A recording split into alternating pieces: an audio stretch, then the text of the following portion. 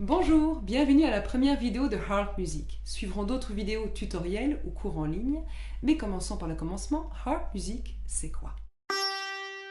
C'est une école de chant et d'instruments sans solfège qui vise l'appropriation et l'expression par la musique plutôt que la reproduction ou la démonstration de performance. On va diviser cette vidéo en deux. On va aborder l'apprentissage d'un instrument et le chant. Commençons par cet instrument dont nous sommes tous dotés, la voix. Soyons clairs, nous chantons tous. Que ce soit sous la douche, en faisant la vaisselle ou dans notre voiture sur l'autoroute, nous chantons tous. Mais nous nous limitons souvent à faire chanter seulement notre voix parlée. On explore une toute petite partie de nos possibilités. Or, notre boîte à outils de l'appareil vocal est beaucoup plus large que cela. Notre boîte à outils, c'est quoi? C'est par exemple notre bouche, nos cordes vocales, notre gorge, notre ventre, parce qu'il faut quand même respirer.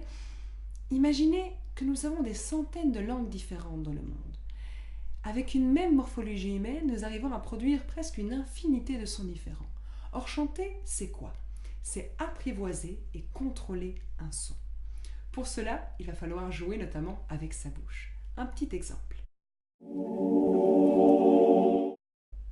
Si je détends ma bouche et mes joues, qui font office de caisse de résonance, comme je détendrais la peau d'une batterie ou d'un djembé, je vais avoir un son beaucoup plus chaleureux, beaucoup plus rond, que si j'articule, j'aurai un son beaucoup plus clair et beaucoup plus incisif. Appliquez cela à tous les autres outils vocaux et vous vous rendrez compte que la musique, elle est logique. C'est pour cela qu'il ne faut pas apprendre la musique, mais il faut la comprendre.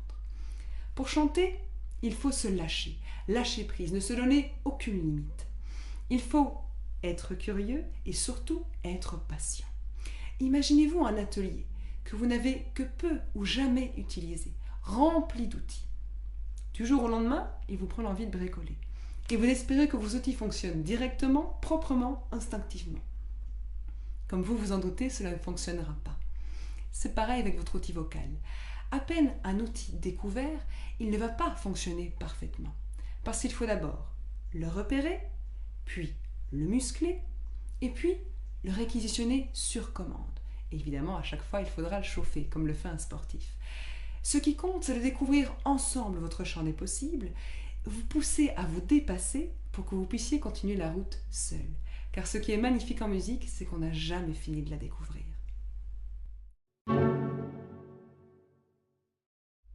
Quand personne ne nous explique le fonctionnement d'un instrument, il paraît doté d'une force magique, inaccessible, réservée aux professionnels. Pas du tout. En fait, par exemple, c'est à Pythagore que nous devons la majorité de nos instruments à cordes. Je m'explique. Pythagore, lors de ses nombreuses expériences, a pu se rendre compte que, au plus une corde était longue, au plus son son, lorsqu'on la fait vibrer, est grave. Et au plus on la raccourcit, au plus le son obtenu est aigu. Vous avez cette même application si vous prenez un piano à queue, par exemple. Quand vous observez le piano à queue, vous vous rendez compte qu'au plus le son est grave, au plus il est associé à de longues cordes. Et au plus on se dirige vers les aigus, au plus les cordes sont courtes. Vous pouvez essayer ce même exercice chez vous avec un élastique, vous obtiendrez les mêmes conclusions.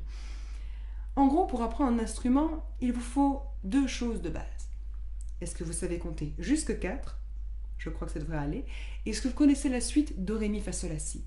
Si vous savez ça, vous avez les bases pour comprendre la musique. Il vous faudra aussi un autre ingrédient, la volonté.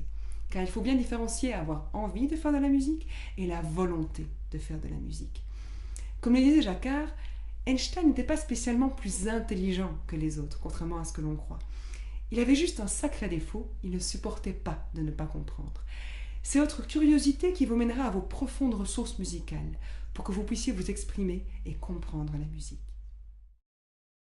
Merci à vous d'avoir suivi cette vidéo. Je vous invite à regarder les autres vidéos et à vous abonner si vous souhaitez démystifier ensemble les secrets de la musique. Vous pouvez bien évidemment aimer, partager, commenter avec des avis positifs, négatifs ou neutres, pourquoi pas.